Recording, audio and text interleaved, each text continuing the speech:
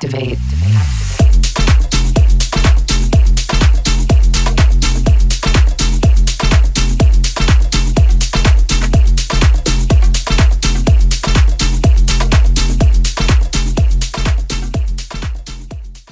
Hey everybody, welcome to This Pink Cloud. We are a show that is about multiple pathways to recovery, mental health, all that good stuff.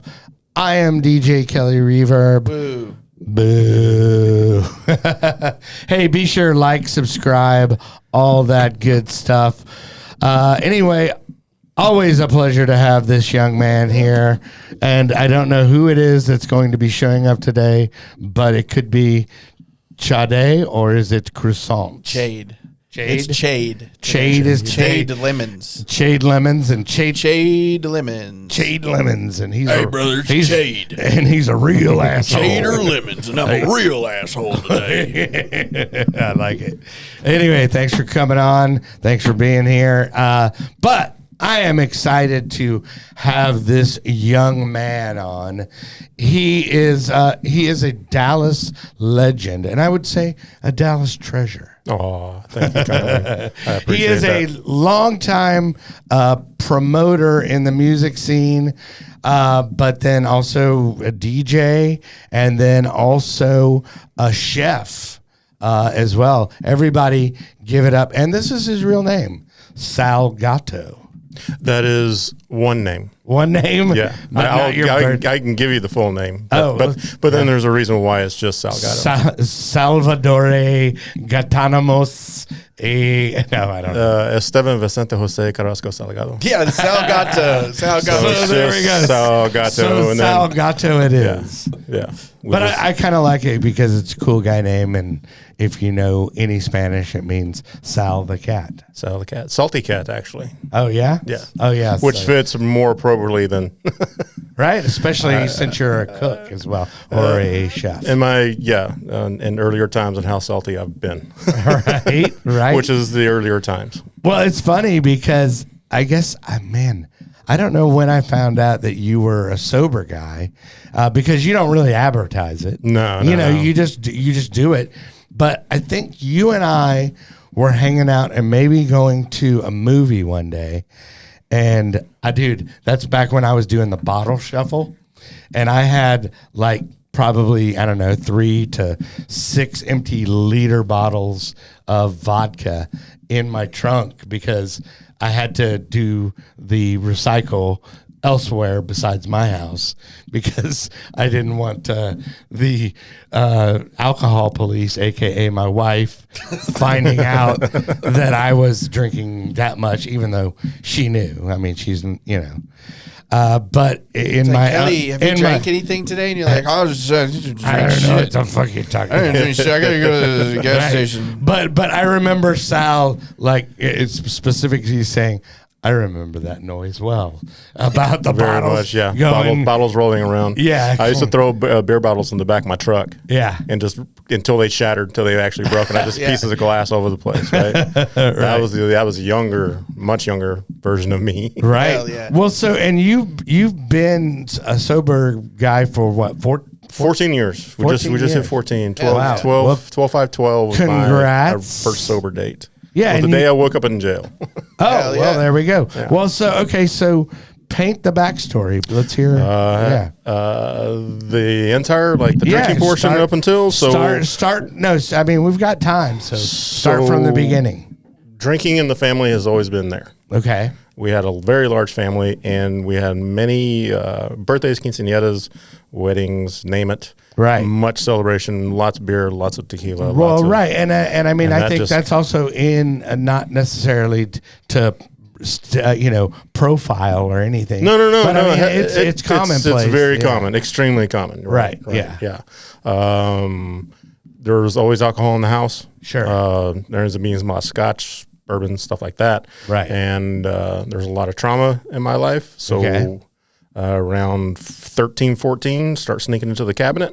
Right. Just take a little shot here, taste this, and like, oh my God, I can't believe anybody's drinking this now, shit. Were your parents also were you There was a lot of product drinking. Okay. There was always lots of drinking in the house. Right.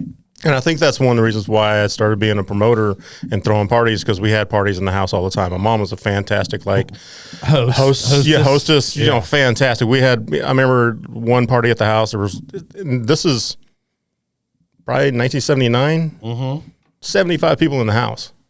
And that's their kind of party, like office people and people that they knew and stuff like that. Right. And that was a mad party in this little neighborhood that we lived in. Right. Like that was just cars up and down the street. That to me was normal. That is a neighborhood rager.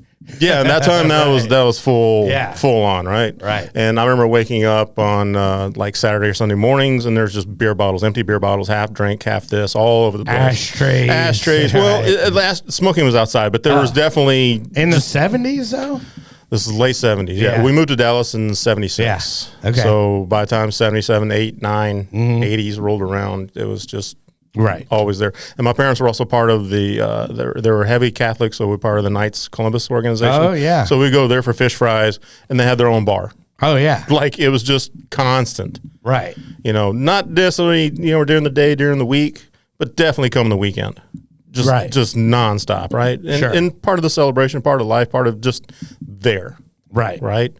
And as time goes on, start drinking on my own, get to 21. By the time I'm already 21, I'm drinking to the point of already blacking out. Oh, wow. Okay. Like it's already to that point. And I didn't think any different of it. Right. You just thought it was part of the game. I just part of the situation, right? Right.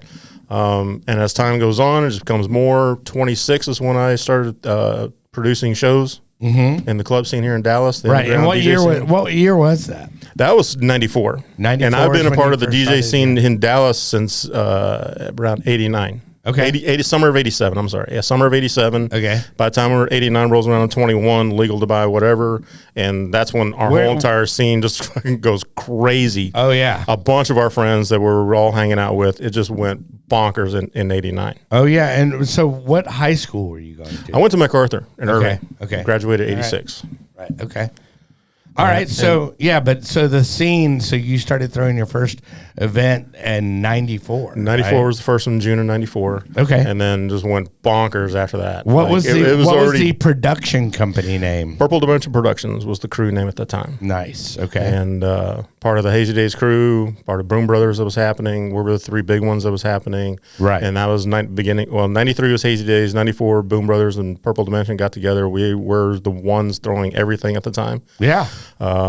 We all sat together, all three of us, and divided up the month and divided up the year. Right. So Hazy Days would do 2, I would do 1, Boom Brothers would do 1. And that would take up the month.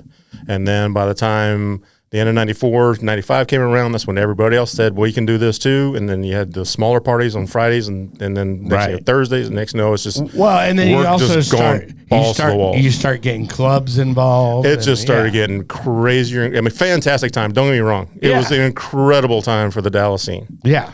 Incredible. Dance floors, full-blown dance floors of 1,500 people. Yeah. 1,700, just and crazy. Not everybody on their phone. And not everybody on the phone. Filming the DJ. No, actually dancing, right? Yeah. Just, it was fantastic time. So, again, nothing really wrong. If everything's going well, then everything's going well. Right. And then it just keeps going, and, other things are happening. More drugs are starting to happen. And that was just a continuance. That just kept going, building. And then I guess by the time I got to 28, most of the drugs went away. Okay. It was like that part. And I was good about being cold turkey on those things. When it's time to quit, it's time to quit. Yeah. I didn't let them linger on. Yeah. Obviously, probably a little drinker's companion, which is cocaine, probably a little ecstasy, probably some weed. What was your favorite? Or what was your go-to? The go-to was always weed. Okay. Always. First time in, I guess it was summer of 86 after I graduated, the first time I smoked a joint. Because I didn't do anything during high school. Okay. It was too much. If my parents found out, it was going to be too much of an ass beating. It was going to be way too out of hand. Right. And so I was good. And I was kind of drinking at 15, 16, sneaking it. Like there was a lot of beer. There's a lot of high school parties going on. And your parents probably aren't going to really, yell at you too bad for drinking. Drinking was not a problem. No, yeah, they're like, my parents didn't even buy me drinks. If you go to the nights, I could even have a couple of beers there, and it wouldn't be a big deal. Now, 16, 17, 18. That point, that was not a big deal. Right. But if I got caught with weed or anything else, it was all hell would break loose. I guaranteed. So I waited until after high school, and that's that summer of '86. A friend of mine, here's a joint, let's try it, and it's fantastic. And there was so much trauma in my life. That was the first time I laughed uncontrollably. Right. Like that was the first time I was like, God, this is what laughing is. Yeah. This is what real guffaw is. Right. This is if you understand what guffaw actually means, I mean it's from the soul, it's from the bottom, right? Right. And that was the first time I laughed my ass off. This is actual joy. It was, I had laughed for the first time really damn hard. Yeah. Well, I mean, because you are kind of, if people don't know you, you have a serious demeanor about you. Right. But that's also because you're in an incredible amount of back pain constantly. But also, well, the back pain, is definitely more in the last 20 years. I didn't have a lot when I was younger. Yeah. But it's definitely built as time has gone on. Right. Well, let's talk about the scene a little bit back then, because I mean, it was definitely thriving, and it was like, people were doing parties at skating rinks, and then people were just doing, random empty warehouses, literally. Yeah. Just like Adam Hat Factory. Adam Hass was the one that was going on. You had right down the street that was industry. You had all the rest of the small bars that were going on. Empire at the time. It wasn't in the Lizard Lounge yet. Yeah. Empire. Because we all come out of Start Club, right? Oh, yeah. And it all blooms out of that. Right. So, and that was Go-Go Mike. And Go-Go Mike, right. Yeah. Well, then you had plenty of others before Go-Go. He was the last one of Rick Scalani starts, right? But to me, Go-Go Mike was the most that was into the music that was playing that influenced me directly, because he was the guy that was playing house and acid house. It was the different sound that came out of the early disco house. Right. It was the new wave sound. It was the new, I wouldn't call it techno quite yet. Yeah, it was industrial. It was acid. There was some acid house. Yeah. But that was when Dallas it wasn't like Chicago and Detroit where they had the enough of it. Right. And New York would have that. We would have a mixed mosh of everything. Right. And that's what sets our DJs different than everybody else, because our skill sets had to be able to play those different styles of music throughout the entire night, through a 4 or 5 hour set, right? Yeah. It wasn't just one thing. It was how to work a crowd. Right. And that's that's what sets our DJs different than everybody else. Is we know how to work a crowd from 9, 10 o'clock till 2. Right. And then the after parties after that, because then the after parties we're playing whatever, the hardest or the loveliest, depending on which way you really went. Right. Right. Well, let's talk about what's one of your most memorable events that you threw? Oh, the very first one. Well, let's hear it. The very first one, I was Scott Harkiss. Oh, okay, yeah. The very first one. Okay. But also had Rob Vaughn, A1, Red Eye, Gary O's at the time too, because I had him open up. Right.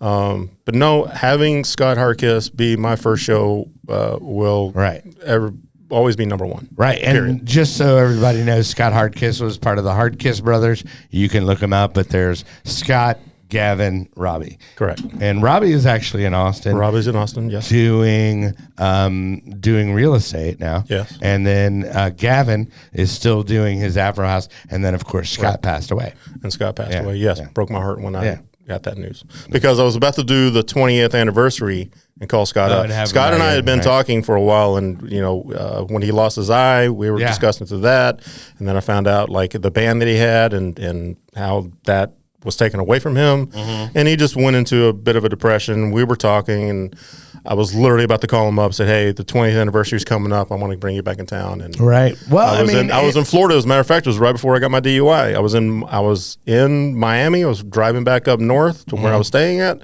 Got the news, saw it on Facebook, and I almost got in a wreck on the highway. Oh, I had to, it was not good, and I was not in a good place right after. Well, that. I was going to say I can relate to that, because there was a period, from my production.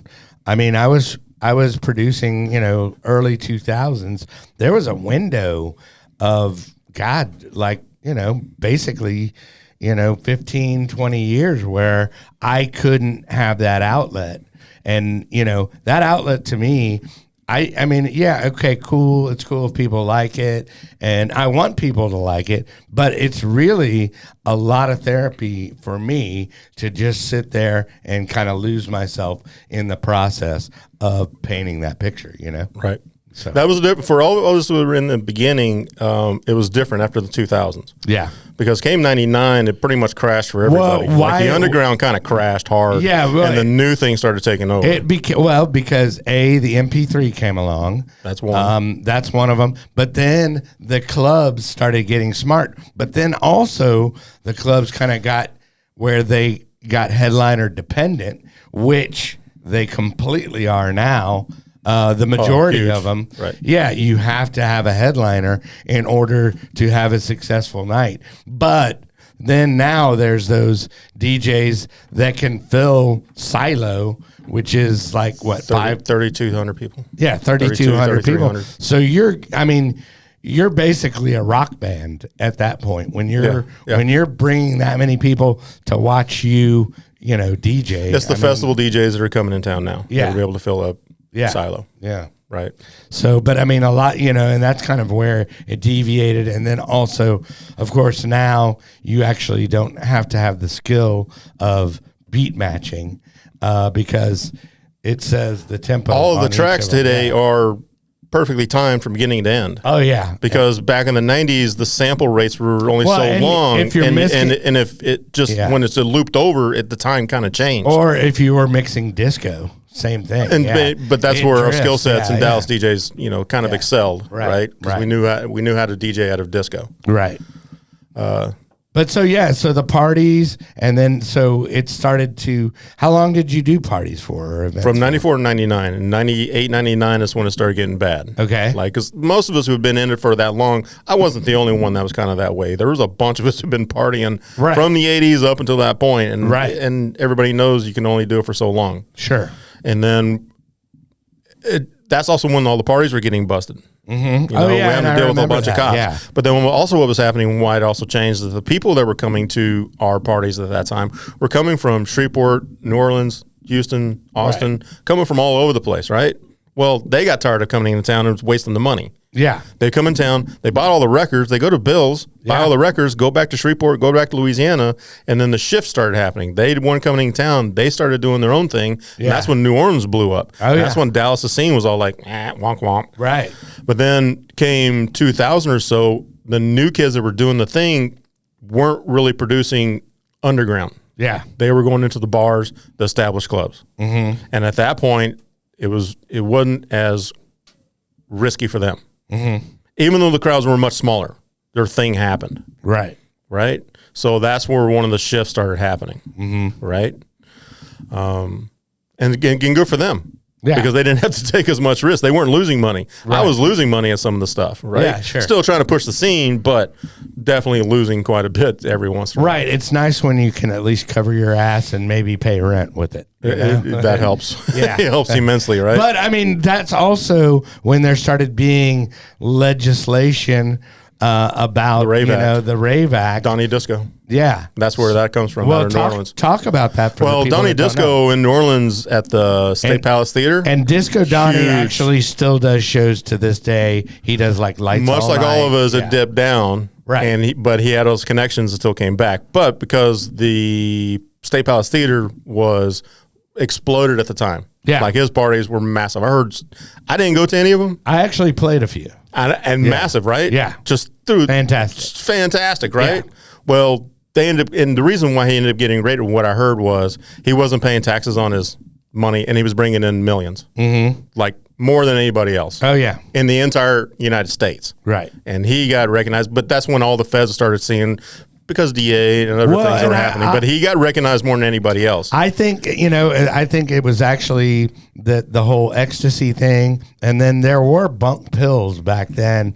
And then I think maybe somebody that was connected with politics. That's what I'm saying. All of it started connecting together. Came 98, 99, 2000. All of that started. Everybody started knowing what was going on. But then I think that's when the scene kind of migrated more towards the club scene, and the clubs having to take over because it was a legit business. They had a license, and it was it wasn't somewhat regulated. It wasn't the Wild West like it was if you're just doing a random warehouse party. Warehouse or the big field parties that we had. Yeah. That those were the best, but kind of crazy at the same time. Yeah. Fantastic, but Absolutely zero supervision. No parentals at all. No, there was no security guards. Well, we would have security, like Zeno. Yeah. Reggie was our security, but that was door security. That wasn't security overwatching the whole place, right? It was just like make sure you got the money. We would also hire the cops and have them at the front door, not inside. Right. Because even the cops said, as long as we don't see it, you're good. Yeah. And so they would stay out front. Right. As long as they stayed out front, everybody, it got out of hand sometimes. Right. Because at certain points, I remember some of the parties that were happening at industry because like I said, we both talked about that the drugs were getting out of hand. So you'd have somebody that was working with the Asian gang that was going on at the time and hadn't paid his dues yet. And I remember seeing one time they circled around. Yeah. And that place wasn't that big. And I was like, what the hell's going on? And they found whoever they were looking for, whipped his ass on the dance floor, and then gone. By the time anybody even knew what the hell was going on, it was over and done with, and they were gone, dispersed in their cars, gone. Right. Wow. Like that kind of activity was starting to happen, right? Sure.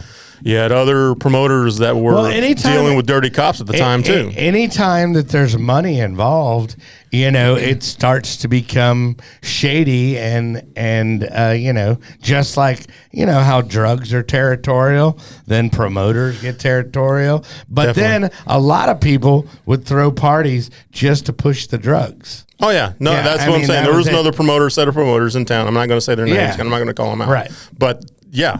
That was their thing. They had real dirty cops on their payroll. Yeah. Because that cop, I remember internal affairs. Yeah. Asking about those guys. Right.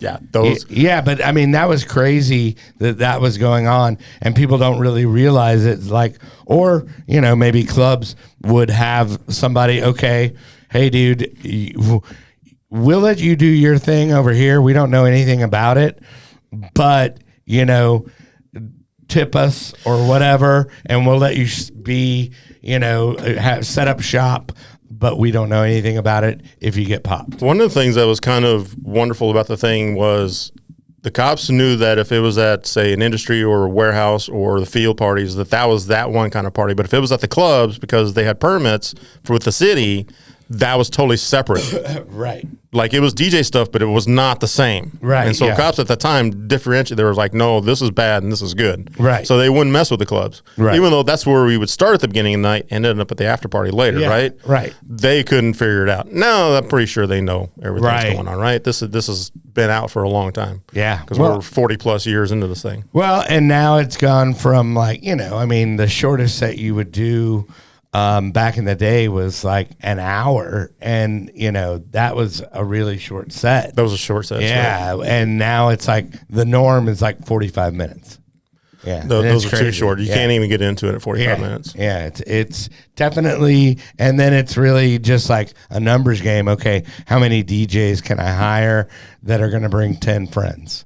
That kind of thing. And then it just kind of, it's not really about now your it is definitely set. throwing as many into the mix as possible. And then the other thing that's going on right now is not being able, or the promoters not knowing how to program in the entire night. Right. Oh, yeah. They don't From the care. beginning to end. Yeah, they it just doesn't throw even them all matter. in there. These are all the names. Yeah. I'm throwing names into the batch. Yeah. And you're showing it because of names. Yeah. It's not because like, the night has been programmed out. This guy's going to, go into this guy nice. I would put them one after another because this guy played this, played this into this. Right. The flow. Right. Yeah. Exactly. But that doesn't necessarily happen today. As a matter of fact, last time I was at Silo, that's what happened. Right. It was completely out of order.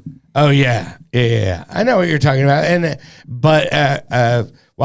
was definitely a little discombobulated for the old school party that I went to because, you had drum and bass. It was the Rabbit in the Moon show. Yeah. That's the one I'm talking about. That one was... Yeah. It was a weird... Everybody was talking about that. At least if you've been in long enough, that's what they were talking about, right? Well, I could have just had Rob Vaughn play the whole night. Oh, yeah, that would have been fantastic. That would have been fine. Good. No. Or at least Rob Vaughn up to Rabbit in the Moon. And right, been good exactly. Hey, well, let's throw to commercial, and then I want to talk about, at what point you recovered, and then also talk about, because you have an entire different career of being a chef. Correct. So I want to get into that. But right now, our sponsor is Lil Sheila And Sheila. she got a book out, and here's the commercial. Imagine getting that phone call as a parent that your son has been hit by a car and is being life flighted. 2 hours before we got the call, Chad had called me to tell me it was the best day of his life. And then I get another call, and a stranger had found him, and they were care flighting him to a trauma unit, and that he would start praying for our family that we needed to hurry. You know, when you wake up on the operating table and they're like, we're going to cut off both your legs. And then I wake up and then one's gone, the other one's in an external rod system. It's just not good. The real kicker is that I've had like all of these scars all over my arms, and that's all from complications resulting from drug abuse. I never thought about giving up on him. Never. This is my son, and I know he's going to be okay. You cannot just have help for the addict. You have to seek out professional help. The whole family has been affected.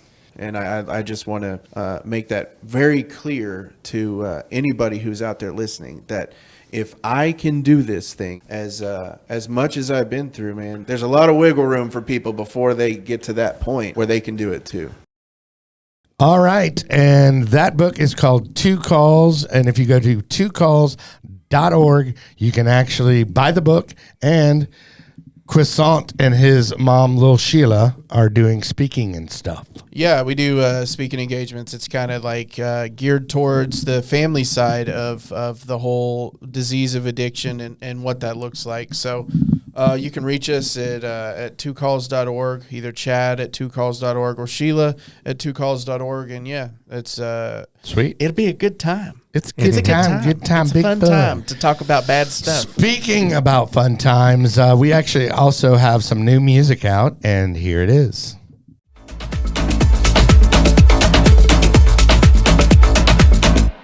Focus yourself.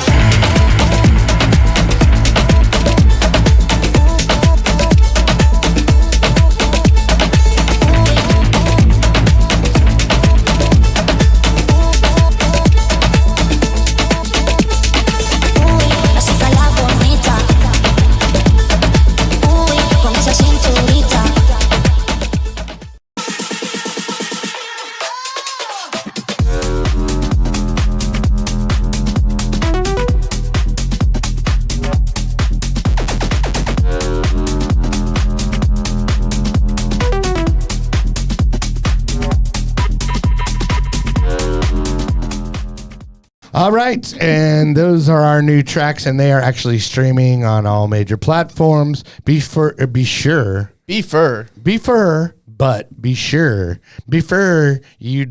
to subscribe, be sure and subscribe to the show. And then we both have profiles on Spotify, Kelly Reverb, and Croissant LeMans, a.k.a. Chade, a.k.a. Chad. Yeah. LeMans. Yeah. Right? LeMans. Okay. LeMans. Anyway, but so back to Sal.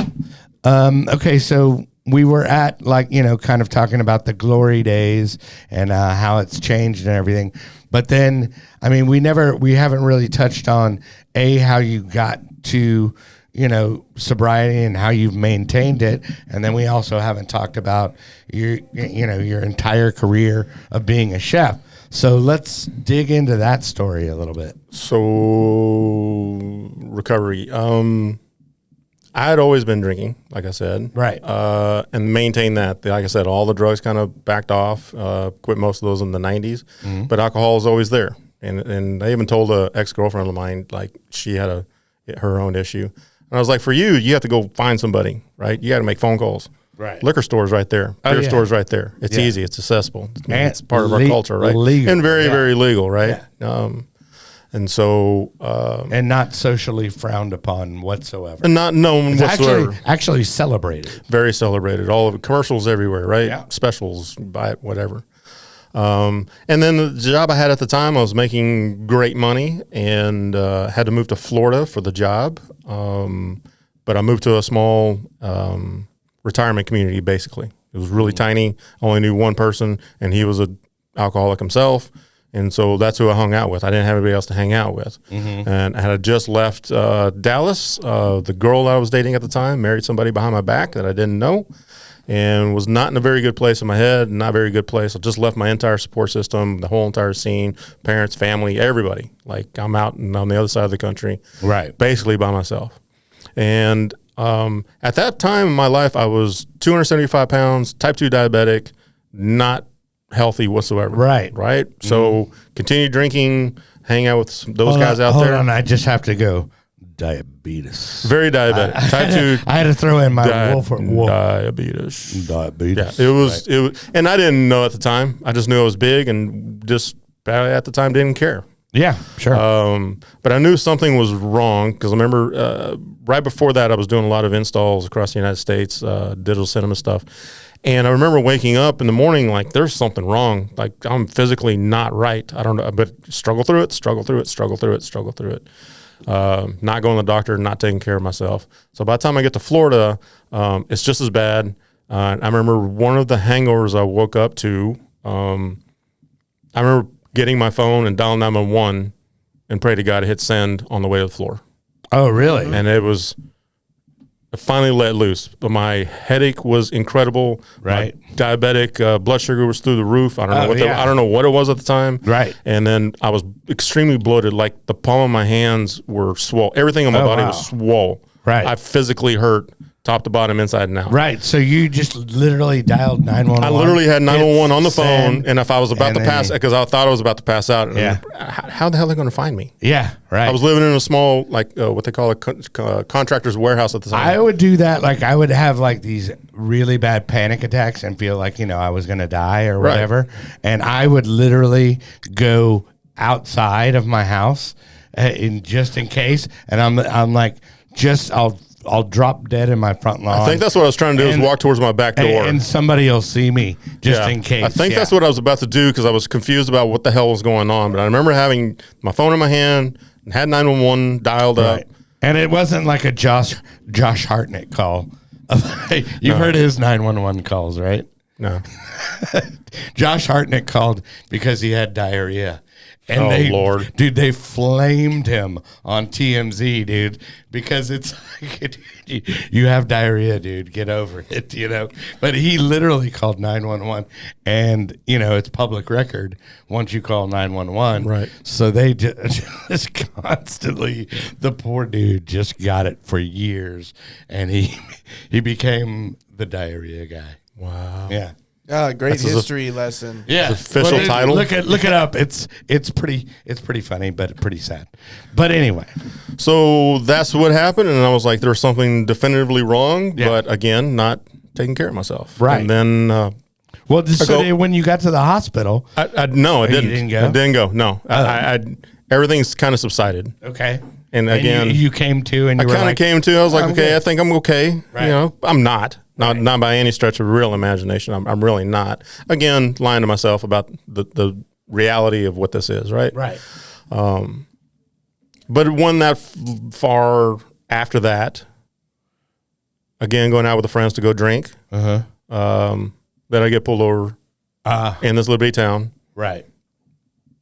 And DUI, right? yeah. And I gave up. Like I was like, I'm done. You guys don't even have to do this field sobriety. Like, Right. let's just go. Yeah. I'm over this shit. Yeah. You don't have to. Right, let's go. Right. And so they were, I would say, kind enough, cool enough that they didn't tow my car. Right. Because I was almost to my place. right, And so they took it from the little parking lot I was in, which was like a little 7-Eleven, and went and parked it into the warehouse parking lot where I was at. Oh. And they took me in and booked me, and I guess maybe I thought it was kind of a dream at the time, because when I woke up in jail in the holding tank, I was like, oh shit, this is real. right. Oh crap. And did you get charged with a DUI? Yeah, I actually got charged with DUI. And there's a silver lining in that whole entire thing. But yeah, I ended up waking up in jail, and then they had to transfer me from the holding tank, the drunk tank, put me in a cell with this other guy, and I found out he was getting charged with like assault and a bunch of other things. He was really cool to me that day, Right. but he was going down hard. Ended up getting out, and I had no idea where I was at. Martin County, Florida. That's all I know. Wow. And my okay. phone was absolutely dead, and I had to call the one friend, and I didn't even have battery life. I had asked the secretary up front is there any way you just charge this enough to me to make one phone call? Was it your Nokia phone? I think it was, flip phone. Yeah, it was an old phone, and it was beat, and it was just I was just as beat. Right. And then a friend picked me up, and we went to go get something to eat, and this one bar in Marina, and just looking at all the alcohol there, and did not want one single drop. Really? I was like, this is ridiculous. This is. So it was just more of a kind of a reasoning thing that you go, this is stupid, and you were able to stop. Yeah. Yeah. Wow. Yeah. That's quite impressive because, like I said, there was a lot of things like in the 90s, like doing the meth or the LSD or any other things I was doing then. That was cold turkey. Like when I said I was done, I was done. Right. Like finished, And same thing with the alcohol. Like there was many reasons why I was drinking. I had to now confront those reasons. Right. And now start doing it sober instead of drinking. Like stop running. This needs to be these situations and the reasons why I'm drinking need to be confronted and dealt with. Sure. And I will say those first 5 years of dealing with it, I didn't deal with them very well either. Right. Like I still making not very just because I'm not drinking doesn't mean I'm making great decisions. Right. Yeah. It took till 2017 for me to go. Give us an example. Like what would you say? Like, the cops are coming for you. Here we go again. Right. And it was during the beginning because I did blow a 0.17, 0.18, which is more than double. Yeah. And so the night I actually got thrown in jail, I happened to go to this. It's a bar. This is one of the dumb decisions. I go to this bar, and it's a marina and a hotel together. Like this, there's a lot of intercoastal boating, sailing going on.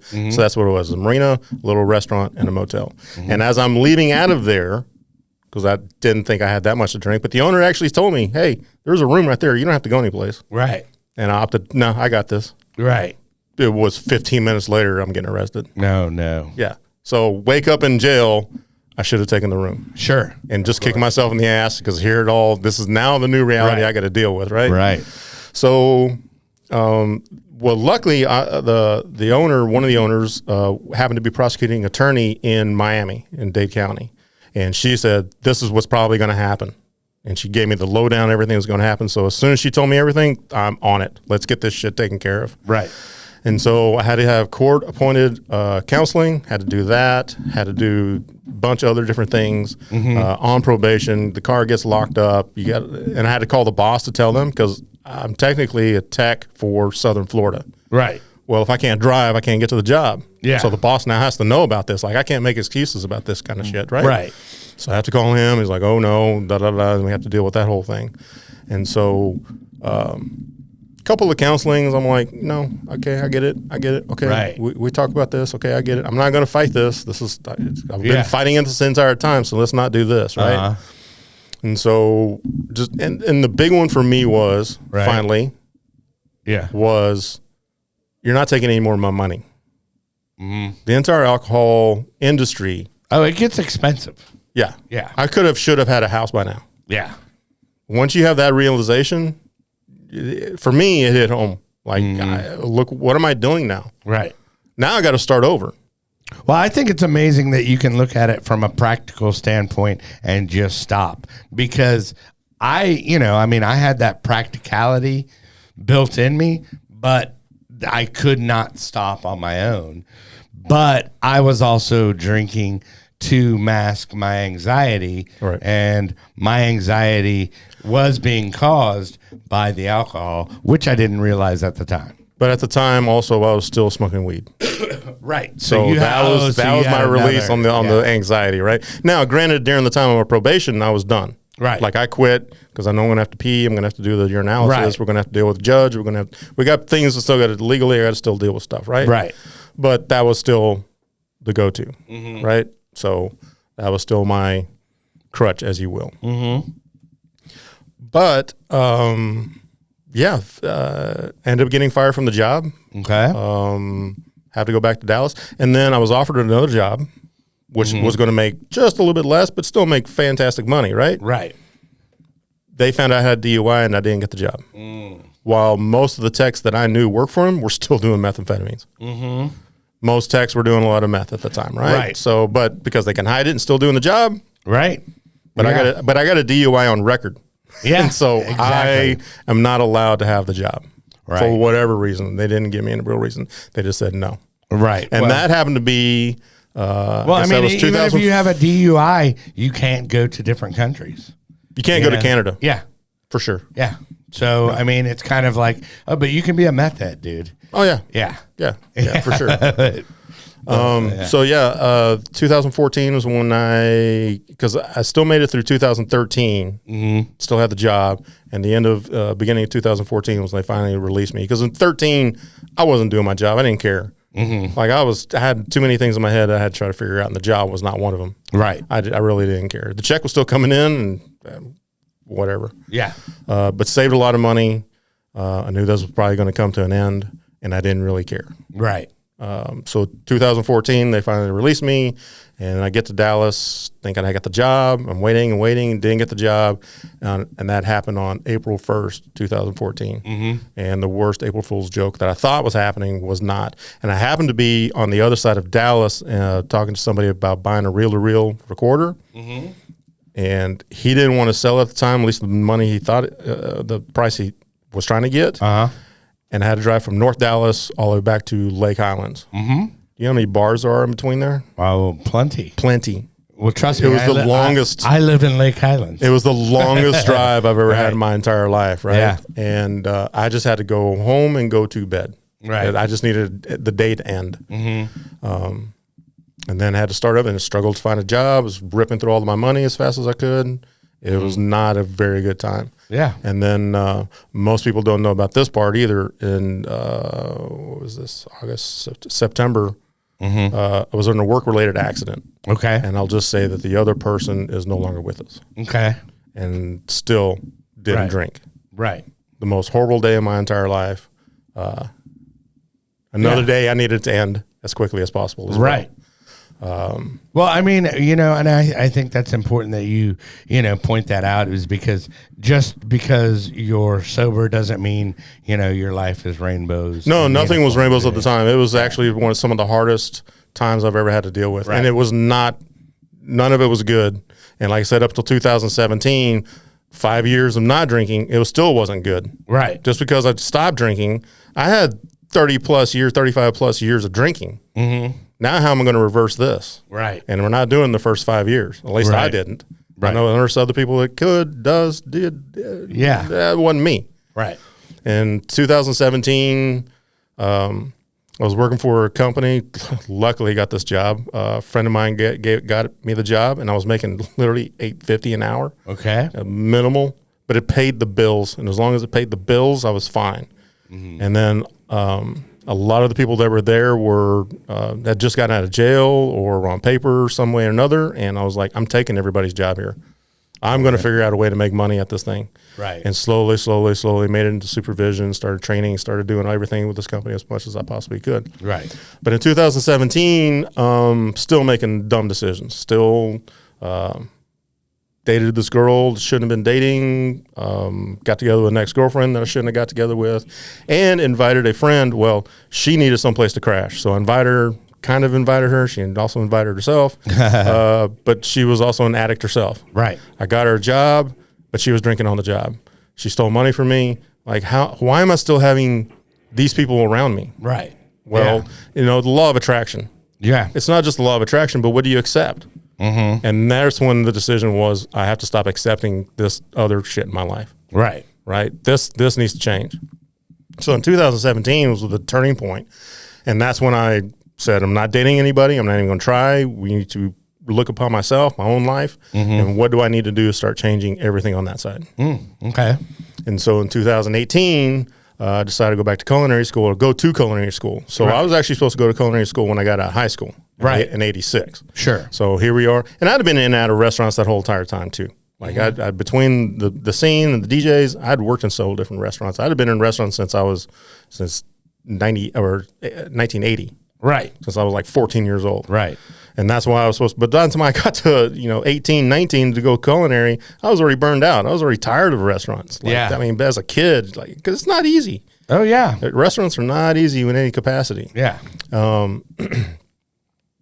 So in 2018, actually the job that I had at the vape company, I got fired. Mm-hmm. And 20 minutes later, I had a job at a catering company. And I turned around, and that's when I'm going to go into culinary. That's when I'm going to start doing this. Okay. Well, and started working in several different restaurants. And then the pandemic happened. And then that kind of went on kibosh for a while. Right. And then I, right towards the end of the pandemic, I got a job offer to go on the TV show 1883 as rigging electric.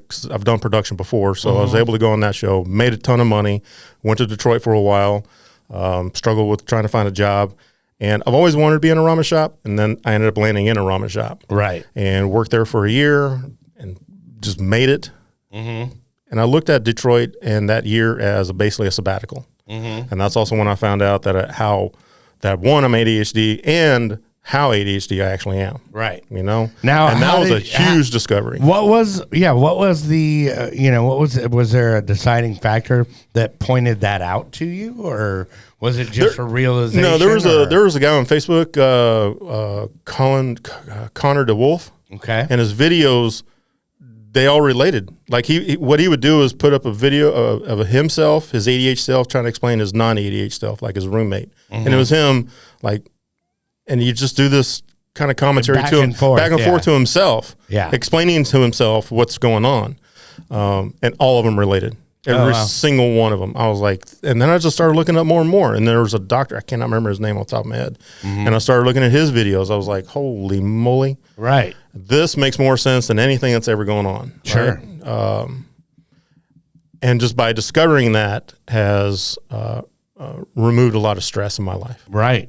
Well, and then what are you doing to treat the ADHD? I'm not necessarily treating it. I accept it as it is, but I'm more aware of it. Right. So I pay attention to all my actions that are going on. So instead of being, it can cause it instead of like, oh, squirrel, and take off and literally leave, go do whatever that was, and forget the other things in my life that I'm supposed to be doing. Yeah, I just recognize that's about to happen, but I have these things I got to do. So instead of stacking the projects, I know that I only have a couple that that's a great idea. I'll deal with that squirrel later. I'll put that squirrel and that idea off to the side, but now I literally only have 2 projects that I need to take care of. Sure. And that's the deciding factor, is being aware of the situation, but not running with the situation. Right. I gotcha. Because that's been part of my whole entire life anyways as well. Right. Is running another project, another one on top of another one, and stacking them, and never accomplishing or finishing any of them. Right. Just keep stacking them. They're all of them are fantastic ideas. Sure. I just can't get to them all because I keep stacking them. Right. Well, it's kind of funny because like I'm that way as well, and who knows? I'm definitely on the spectrum, right, Chad? On the spectrum of being fucking stupid. There you go. I was setting up Chad. But yeah, no, because I'll do that. But what production does for me is now it gives me, okay, here's start, here's finish. Finish is when I have it loaded in LabelWorks and it's ready to go out, and I'm ready to start promoting. And then after I'm done promoting, that's finished now. I have different jobs, but it keeps me structured, right? Or it helps me finish tasks that I start, Because unlike Chad, who starts 9 million tracks and doesn't actually always finish them, And I've done that many times. Yeah. I've got a lot of tracks that are I do that too, and sometimes it's just not in the cards. But you have that, but still, a lot of near almost. Started. Well, it's like you start going. And I'm sure I'm ADHD and all that stuff. Yeah. You start going, you get locked in, and it's this flow state, and when you hit it, it's like, holy shit. Right. Like, this just happened so fast. Right. And then you go the next day and you try and work on it, and you're like, This What am I thing even is- doing? this here? thing I'm going is- to tear this thing apart. this then thing you is leave a it for a while. turd. And So then when that's- you go back to it, then it's like, okay, cool. Now I'm in this state again. I just did that last night with another track Right. that I had purposely set aside. Yeah. Because I'm like, dude, I can't touch this right now. It doesn't make any sense. Well, and that's what I'll do is I'll walk away from a track for a while, like, or just take my time. It's not pressure. I just do it, and I'll work on an idea, like like I'm working on that remix or whatever it is. But just getting one thing dialed in, and then I'll like walk away from it. Very much a binge producer. Yeah. Yeah, I need to allocate the time because it's going to take this long, so I need this much time back. I got to wake up at this time. I got to, and then I spent a lot of time planning, and then I just ran out of time. Now it's time to go to bed. Right. Yeah. Which Yeah. I'd rather do that instead of starting the project and get into that where I got to stop it and go back to it and destroy it and start all over. Yeah. There's a lot of, and so I don't start now. Right. Yeah. I pay attention to if I have the time. And so that's what's going on now is I know I'm in culinary school, got to do that, take care of a few things, got to take care of that. Yeah. Instead of the other side project. Right. Do I have the time to make sure this project is followed through? Instead of like overfilling your, your timeline. Yeah. Exactly. There's only so much time, right? Yeah. And until I know I have the time, I'm aware I shouldn't start it. Right. Yeah. It's in the memory bank. Right. There's tons of notes. Yeah. That's what I end up doing now is tons of notes. I write a lot of things down and keep that time moving. I have lists on my phone. I got tons of lists. I'd rather the project be on a list than me starting and forgetting actually, the other ones I'm supposed to be doing. Right. Yeah. Which are the life and the things that I'm really supposed to be doing. Yeah. Right. Yeah. No, I get it because it's like and my business plan is the greatest. Hey, Kelly, why don't you produce music, DJ, and then here's an idea, do a podcast, and you're going to make no money at it, dude. Right. You're going to actually lose money. So, Well, that was when I went back to culinary. It was like, that was the backup plan. Yeah. Like, I knew a long time ago that all the partying I was going to be doing was still going to happen. Yeah. Like the trauma I had, I was going to be leading into, and I knew this when I was a kid. Like Right. I knew this. So that's one of the reasons why I didn't get into the culinary side of stuff. Because if I did get into the restaurants, I would have burned all those bridges. Then what would I fall back on? Like if everybody in town knows that this town isn't that damn big. yeah. Everybody's going to find out. Right. So I'd rather party in the party scene and then eventually go back to the restaurant. So that's what I ended up doing. But now that I'm much older, this is where my back is starting to get into the problem. Yeah. And so now what do? Can I finish? Can I actually do this? And this has been the last couple of weeks, as a matter of fact. Right. And that's where I need to pay attention to the getting depressed part. Yeah. Because I spent a lot of time doing this. Yeah. There's a lot of school going on. There's a lot of work been going on. There's a lot of behind the scenes, sharpening knives, getting to the thing, and a lot of recipes, a lot of discipline. But now, can I actually do this? Right, and I totally agree with that. Like, because there's like we put out a lot of songs, and it's just like. Did you hear what he just said? He just said we put out a lot of songs, and this dumbass is over here like fucking Chad just starts like no man drugs, and they all get fucking released, dude. So shut up, dude. Well, yeah, that's because I finished them. So hey, that's between y'all. Yeah, my name's Paul. That's between y'all. You guys work that out. All right. See, again, I'm not involved in y'all's project. There you go. Good job. Way to separate. But yeah, and I understand like the aspect of time management and all that stuff. But I have this underlying fear, right?